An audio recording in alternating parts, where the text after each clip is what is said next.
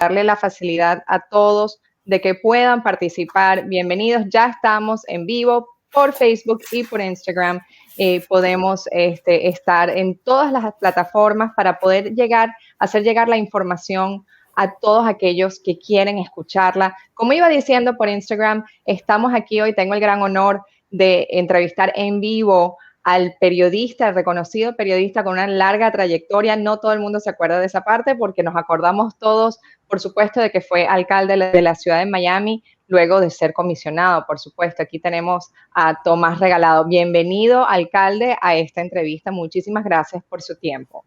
Bueno, buenas tardes a ti, Elena.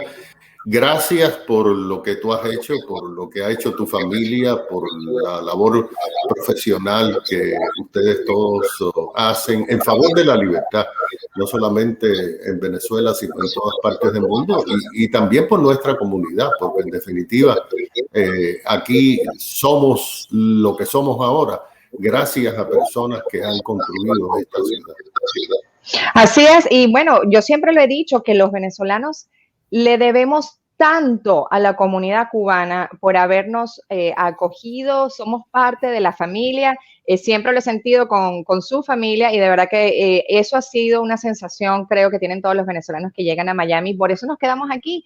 No es solamente la cercanía a nuestra amada Venezuela, sino es la forma en que la comunidad cubana nos ha aceptado, nos ha explicado lo duro que es el exilio y nos han ayudado a poder echar adelante. Así que por ese lado creo que nuestros pueblos, además de sufrir, vamos a hablar ahora, estamos juntos. Vamos a hablar un poco entonces de lo que está sucediendo en la isla. Ya se ha cumplido más de una semana desde que comenzaron unas históricas protestas. ¿Por qué históricas, Tomás? Bueno, son históricas simplemente porque sin necesidad de tener una dirigencia, una cabeza, se diseminaron por todo el territorio nacional. Fue orgánica, fue espontánea, fue una cosa que a las 11 de la mañana surgió en un pequeño pueblo que se llama San Antonio de los Baños, un domingo. Y inmediatamente varios pusieron unos videos que fueron siendo recogidos a través del territorio nacional y eso impulsó a muchas personas a salir a la calle. Elena, son históricas porque en el pasado se han visto muchas protestas, muchas manifestaciones de personas que estaban molestas porque no había aceite en la bodega, porque estaban en las colas, porque la policía los atropellaba, pero esta vez se produjo un movimiento donde el régimen estaba atravesando por la tormenta perfecta. Una situación con el COVID que es increíble, alucinante, porque hay detalles que son alucinantes. Efectivamente, la gente hablaba de vacunas porque hay muchas personas que veían a sus familiares entrar en los hospitales y después se enteraban a las 2 semanas donde decían que ya habían muerto. Pero además de eso, los apagones. Es julio. El calor en Cuba es extraordinario. Acuérdate del maleconazo que fue en agosto. En Cuba no hay aire acondicionado, no hay posibilidades para la gente de a pie de tener facilidad. Es el problema que había con el cambio de la moneda. El régimen apretó las clavijas tanto que rompió la liga. Entonces son históricas simplemente porque sin una cabeza, un liderazgo, sin nadie que exhortara a la gente a tomar las calles. Lo que pasó fue que el pueblo tomó las calles. Pero lo más interesante es que aquí en el exilio, incluso en Cuba, incluso en Washington, había la percepción, bueno, la juventud en Cuba no le interesa aquello. Lo que quieren es resolver, lo que quieren es recibir de los Estados Unidos una recarga para su teléfono, lo que quieren es recibir unos tenis Nike y ver cómo en algún momento se van del país. Esa es la juventud que salió a la calle. Ojo, muy pocas personas mayores como nosotros salieron a la calle por miedo, porque han vivido atropellos pasados, pero además de eso, porque simplemente no les cabe en la cabeza que puedan desafiar a un régimen que se ha pasado 60 años dando palos. La diferencia de esta vez es que se vio por televisión, que los cubanos tuvieron la habilidad de filmar y enviar al exterior. Creo que fueron más de 160 videos que llegaron al exterior de diferentes lugares. Y es histórica también, Elena, porque ha cambiado la conversación. De hecho, lo que pasó el domingo 11 de julio ha cambiado el estilo de campaña aquí, por lo menos en la Florida y en el Congreso, para el 2022 y quizás la elección presidencial. Así que yo creo que ha sido histórico. Además de tener a un personaje en la presidencia de Cuba que es casi tan bruto como Maduro. Dice cosas que son realmente inexplicables, como quizás entrenado por Fidel, que una vez dijo que la CIA mandaba mosquitos entrenados para matar a los cubanos, que en la caña le tiraban bichos, etcétera. Entonces yo creo que el exilio cubano ha sido sacudido con mucha razón. Quizás fue sorprendido, porque habían amigos míos que me decían en Cuba no tenía que hacer. Allí 60 años más. Pero vimos lo que vimos en las calles de Miami y lo vamos a seguir viendo porque lo de Cuba no ha terminado. Bueno, ese es otro tema también, ¿no? ¿Cuáles? Ya hemos pasado, salieron las boinas negras, que hubo represión, que por supuesto que era lo que se esperaba, que los venezolanos que hemos vivido esto tantos años saliendo a la calle a protestar, lo importante y lo interesante es que justamente son jóvenes, ¿no? Que nacieron en este régimen y sin embargo se enfrentan a él porque ya simplemente no quieren vivir así más, quieren libertad. No se trata de un tema que es porque no hay aceite, porque no hay, no sé, no hay agua o se fue la luz. Es el tema ya de un problema de diario que puedan resolver y ya. Estamos hablando de buscando la libertad, jóvenes que han crecido en ese régimen, que nacieron y que se han criado en ese régimen y que realmente no conocen más nada. Y es interesante ver que lo mismo ocurre en Venezuela, que los jóvenes son los que salen a la calle. ¿Qué repercusiones, nosotros en Venezuela llevamos tanto tiempo marchando, qué repercusiones ves tú para el tema cubano? Mencionaste un poquito que va a afectar aquí las elecciones políticas a nivel nacional posiblemente, definitivamente a nivel local. ¿Qué has visto tú de que puede ser la repercusión a nivel aquí en Estados Unidos, pero por supuesto lo que nos importa a todos en la isla? Bueno, primero que todo, todos estábamos conscientes que había una conversación a partir de personas del Partido Demócrata que apoyaron a Joe Biden, que sabemos era un individuo centrista, que lo ha sido toda su vida política. Y esa conversación estaba como ganando terreno para decir no funcionó el embargo, no funcionaron las medidas severas que puso el presidente Trump, el tema de las remesas, etcétera, y por lo tanto hay que mirar de nuevo. Obama quiso mirar de nuevo, pero cometió el error de que dieron mucho a favor de nada. No hubo ningún tipo de intercambio. Pero a partir de ese momento, donde el mundo vio horrorizado las palizas, porque lo peor que le puede pasar a pueblos que son sensibles y que simplemente vivimos en libertades, es ver en las pantallas a gente dándole palos en la cabeza y a gente ensangrentada. Eso conmueve a mucha gente. Entonces, ¿qué ha pasado? Pues el régimen se ocupó de quitarle la excusa a los liberales de izquierda para tratar de seguir persiguiendo objetivos de acercamiento con el régimen, de darle más a cambio de nada, porque Cuba nunca ha negociado. Lo más curioso de todo, Elena, es que, por ejemplo, aquí hemos visto en Miami, antes de esto, ahora yo no sé dónde se metieron, pero por frente a mi casa pasaban algunas caravanas los domingos en la mañana, abajo el bloqueo, y tocaban los claxons, etcétera. Abajo el bloqueo, una reunificación familiar de Cuba. El tema es que todos los años el gobierno cubano compra millones de dólares en medicinas y alimentos aquí en los Estados Unidos. Eso lo saben, bueno, gente como tú, que trabajas en los medios de comunicación, pero en Washington había como esa cosa de todavía de que hay que cambiar lo pasado porque no afecta. Entonces, ¿tú viste lo que pasó el martes?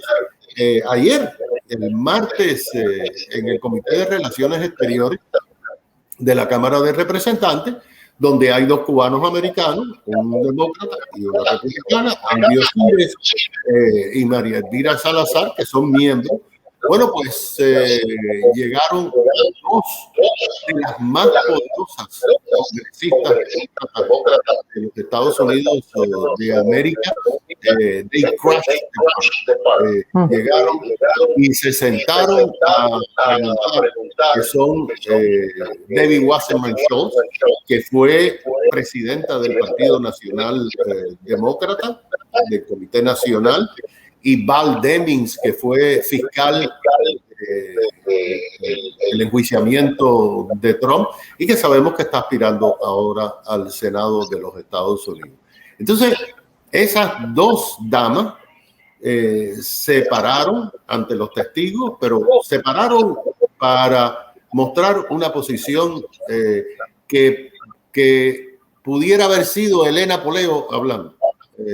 Estamos junto al pueblo de Cuba, condenamos los atropellos y nos oponemos a cualquier intento para levantar el embargo económico. Entonces le han arrebatado las banderas a Alexandra Ocasio-Cortez, al squad de personas chifladas que hay allá en el Congreso, al mismo Bernie Sanders, que tuvo que decir algo, porque yo me pregunto, ¿qué político de un país democrático puede decir, bueno, que le den a unos negros y a unas mujeres hasta que le desbaraten la cabeza, a un cura que salió a proteger a un joven que le den un batazo en la cabeza y le rompan la cabeza? Entonces, yo creo que eso es lo que ha cambiado. La Casa Blanca se ha dado cuenta. La Casa Blanca sabe que la Florida es la joya de la corona. Ahora vamos a tener el 24 otro congresista más, otro voto electoral. Y por eso yo creo que ha cambiado la conversación, por lo menos aquí en los Estados Unidos. Es decir, el que venga aquí a Miami o a Orlando, fíjate que hubieron manifestaciones de cubanos en 30 ciudades, en los lugares más remotos de guajiros de aquí del estado de la Florida, en Pensacola, en Melbourne. Salieron los cubanos a manifestar. Entonces, el que se pare aquí ahora en una campaña electoral a decir, no, yo creo que hay que reexaminar, eliminar el bloqueo para que el pueblo cubano... Le van a decir, espérate un momentito. Las cosas no son así. Por eso ha cambiado la conversación. Aquí en el estado de la Florida y cuando no, a nivel nacional, porque yo no sé si tú viste que un congresista republicano de Tennessee se presentó con un t-shirt que decía patria y vida allí en la audiencia. Vaya. En la vida. Sí, vaya, eso. Hablando de lo que estaba hablando, dos cosas también quiero agregar, es lo del bloqueo. Correcto, usted dijo, nosotros compramos, Estados Unidos vende medicinas. De hecho, según las mismas cifras del gobierno cubano, las mismas cifras de Estados Unidos. Estados Unidos es uno de los 15 socios comerciales más grandes de Cuba y el mayor exportador de alimentos y productos agrícolas a Cuba, según cifras del mismo Estados Unidos. El régimen cubano puede y hace negocio con el resto del mundo, tenemos que acordarnos de esa parte. O sea, que ellos utilizan eso definitivamente para mentir al pueblo, al igual que Maduro le miente a los venezolanos, porque ellos sirven para eso, para mentir. Y definitivamente ha cambiado en que ya no hay medias tintas en el tema del apoyo el apoyo por la libertad, olvidándonos de los temas como el embargo. O sea, esos temas son secundarios. Lo fuerte que estamos buscando aquí es la libertad. Y de hecho, como usted ya dijo, muchos de los líderes demócratas han sido muy fuertes expresando su apoyo por el pueblo cubano y por la lucha de la libertad. Hubo un grupo pequeño que les recuerdo, por supuesto, del Caucus Democrático Progresista de Florida, que habló sobre eliminar el embargo y ni siquiera mencionó la lucha y la violencia contra los manifestantes en la calle, y todos los líderes del partido han salido en contra de esta declaración. O sea, que ellos han demostrado su fuerza aquí a nivel local. Como sabemos, el presidente del Partido Demócrata, Manny Díaz, dio declaraciones diciendo: a nosotros no nos preguntaron sobre esa declaración, no estamos de acuerdo. O sea, que le han arrebatado la bandera, dices tú, le arrancaron la bandera a la extrema izquierda en este tema. El Partido Demócrata está tomando control de que son, y así es que van a ir hacia adelante en la política. Bueno, y eso mismo, eso mismo le sirve a Manny Díaz para cuando haya algún grupúsculo dentro del partido, sea en cualquier parte del estado, decir: no, el partido tiene oficialmente que pronunciarse en contra del embargo. Manny Díaz le va a decir: espérate un momentito, yo te voy a presentar los videos por si acaso tú no recibiste el email o no viste la televisión. O sea, que eso ayuda incluso a los demócratas que son centristas, a los demócratas que simplemente, lo único que uno aspira es que tú puedas manifestar por las calles y puedas expresar tu opinión. Y la verdad del caso es que lo que vimos en Cuba me recuerda a mí lo que vimos en Gdansk, en Polonia, cuando los trabajadores de los astilleros desarmados caminaban por las calles y la policía los golpeaba. Lo que vimos en Checoslovaquia, con la primavera de Praga, lo que vimos en muchísimos lugares del mundo donde el poder del pueblo ha abrumado a los distintos cuerpos represivos. Eso no ha pasado todavía en Cuba, porque recuérdate que Fidel Castro, el 5 de agosto de 1994, después de lo que se llamó el maleconazo, que por cierto, cuando aquello no había teléfonos celulares en Cuba, fue de boca a boca. Oye, hay unos banquitos que se van a llevar la gente para Miami. Se congregaron más de 100,000 personas allí, pero fue en un solo lugar. Y Fidel Castro, ya entrada la tarde, dijo: esto aquí no pasa más. Fíjate que el llamado contingente Blas Roca, que esos son de los eufemismos que el régimen inventan cosas que son gente de la seguridad del Estado vestidos de civiles, lo mismo que hacen en Venezuela. Claro, y los meten. Y andaban en aquel momento con unos periódicos, y dentro de los periódicos unas cabillas, y le dieron cabillazo a todo el mundo. Hubieron varios muertos. Lo que pasa es que eso pasó desapercibido porque no hubo evidencia, no se pudo. No hay internet, redes sociales, no había nada. Eso fue en el 94. Y además la gente se enfocó en el éxodo de los balseros cubanos, que fue caótico, fue una crisis para la administración Clinton. Y yo me reía el otro día cuando Alejandro Mayorkas decía: aquí ninguno va a entrar. Me recordaba de Janet Reno, la ministra de Justicia del presidente Clinton, cuando estaban 30 y pico mil balseros siendo llevados a Guantánamo, que dijo: aquí nunca, uno solo. va a entrar en este país porque salieron ilegalmente. Están caminando en las calles aquí y muchos tienen negocios y Claro. ya tienen hijos. Es imparable, absolutamente. Voy a leer algunos de los comentarios que nos están escribiendo por Facebook.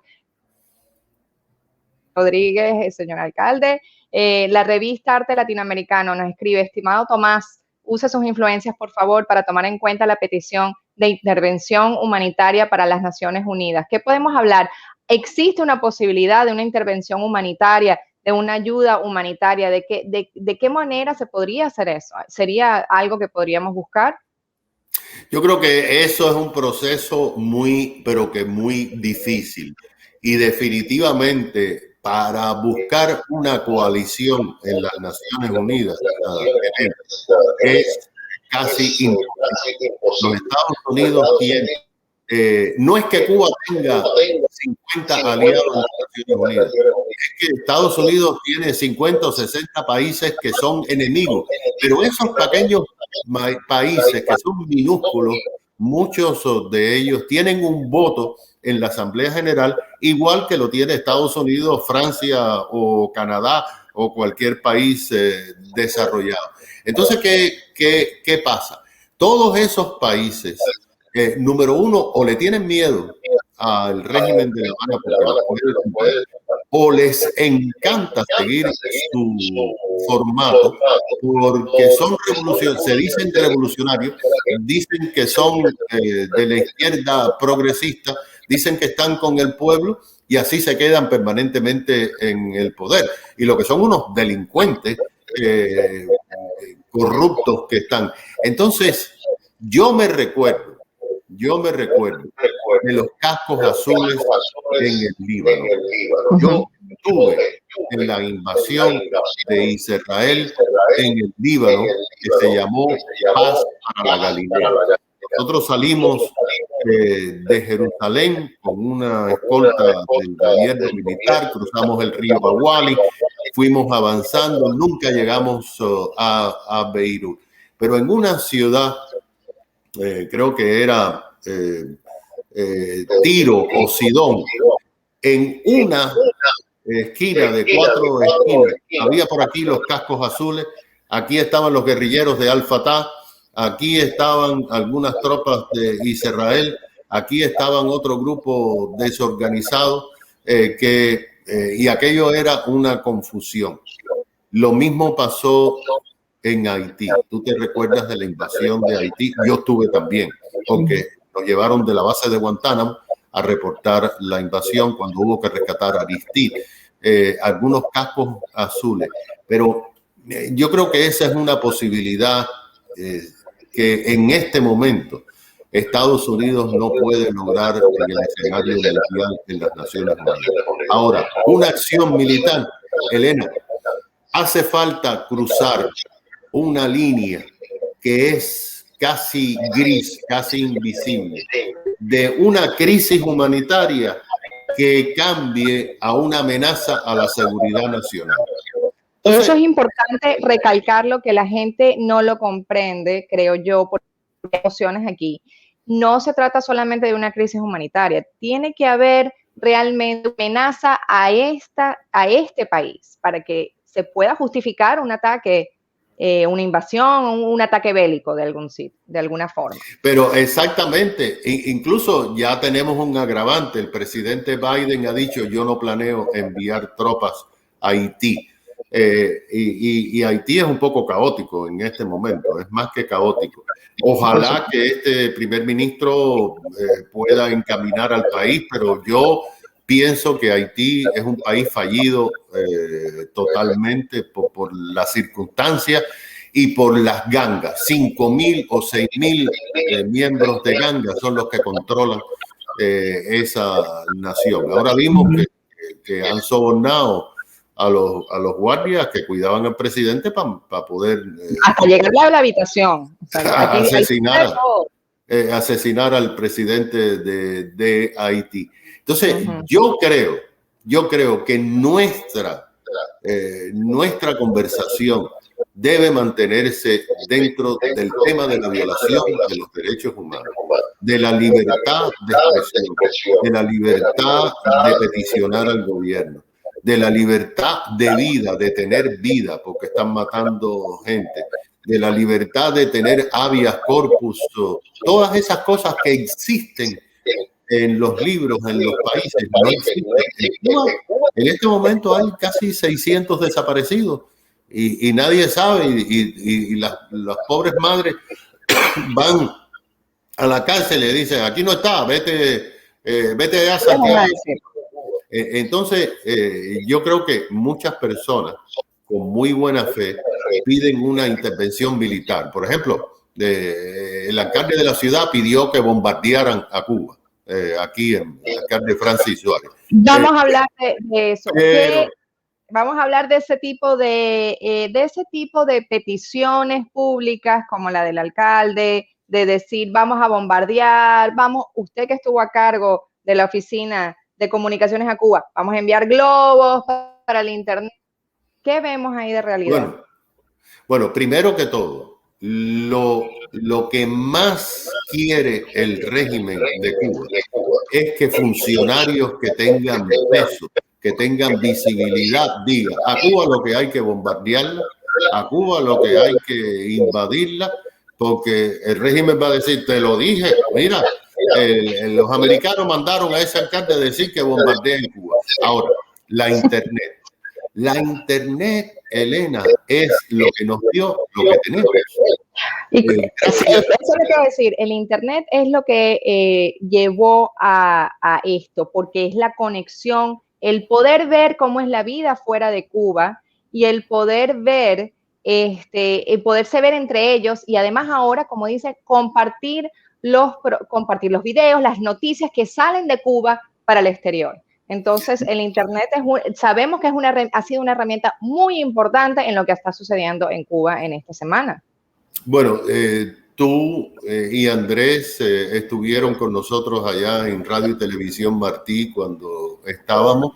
Yo tuve la oportunidad de hacerle una presentación al senador Marco Rubio, de hacerle una presentación a Ron DeSantis cuando era congresista, de hacerle una presentación a la subsecretaria de Estado para Asuntos Latinoamericanos.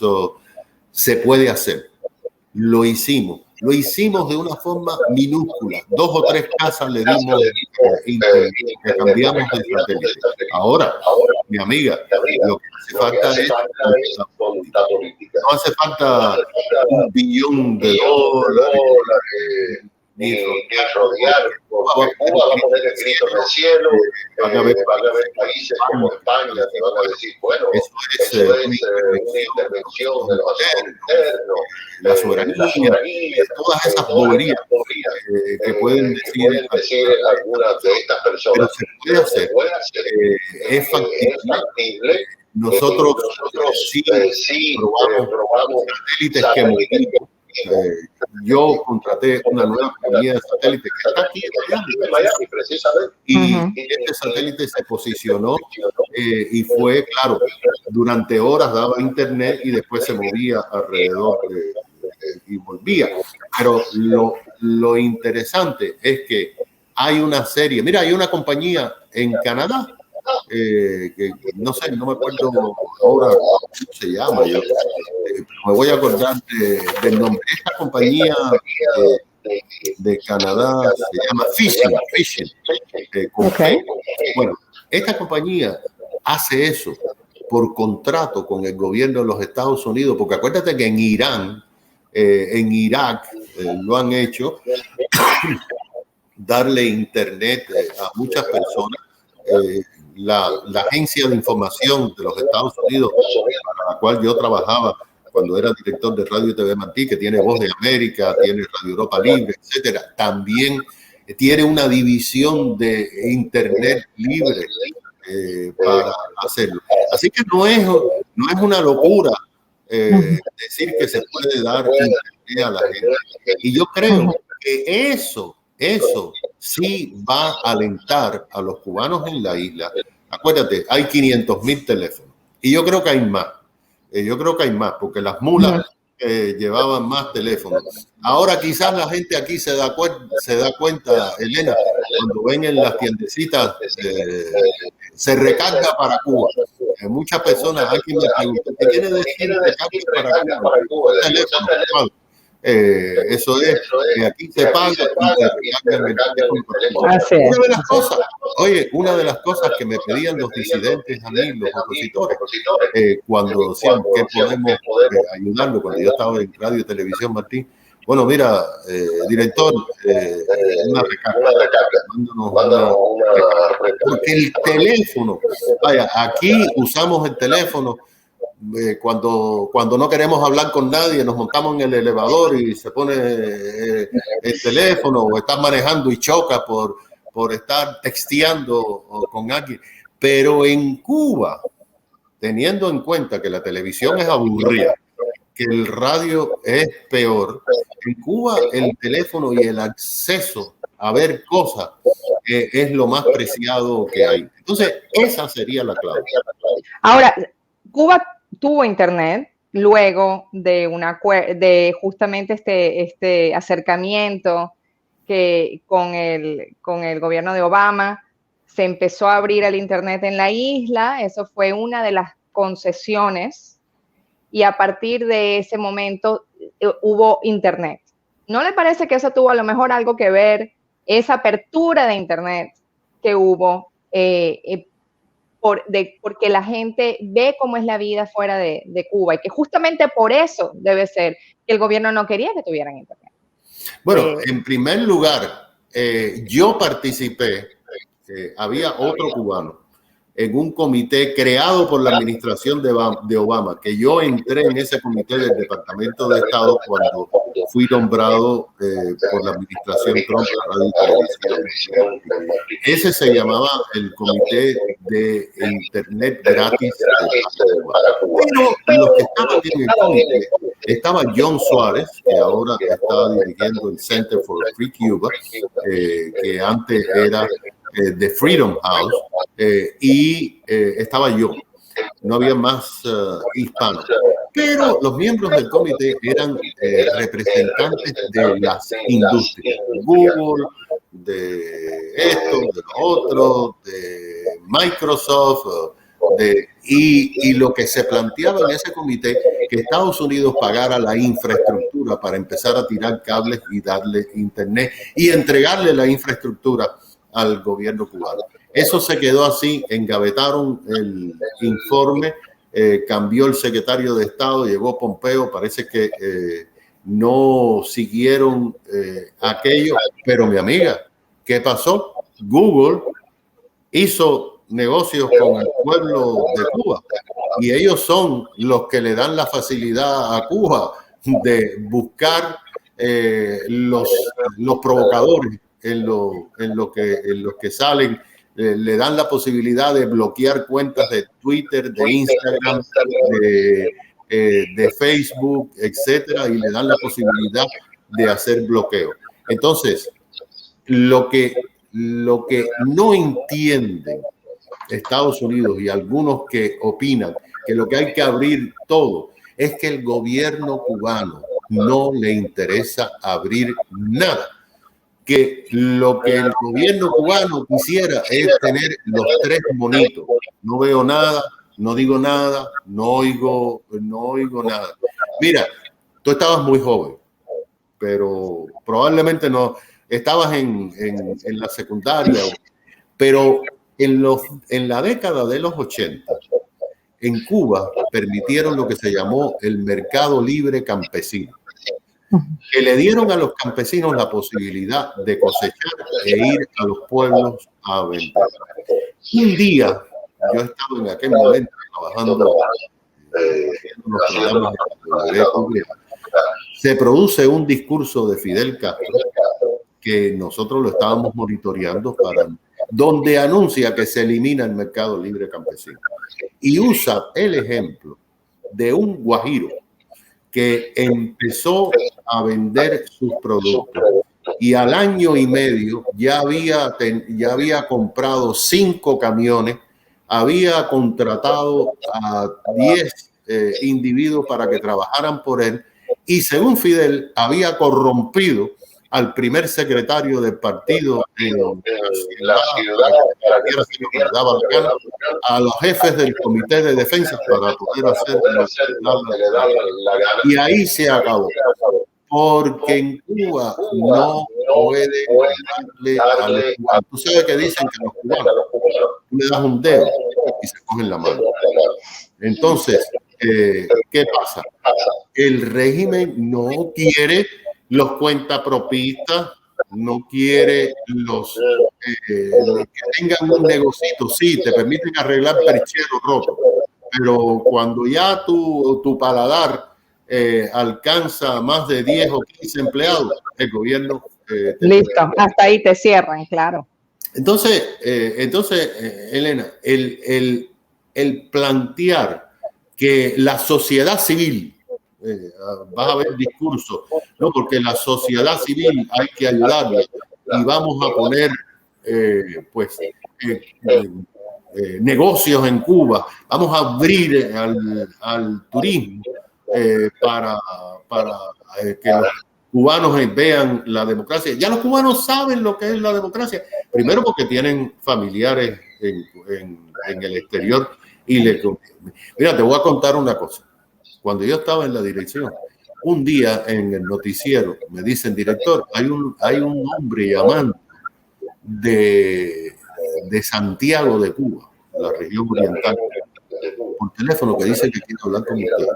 Yo no tengo nadie en Santiago. Debe ser alguien que quiere pedir un programa o que quiere hacer una recomendación. Y entonces me dice el individuo, alcalde, yo voté por usted. Le digo, pero ¿quién eres tú? Dice, no, yo vivía en Miami, pero vendí mis cosas y vine aquí porque mi suegra tenía una casa muy grande aquí en Santiago.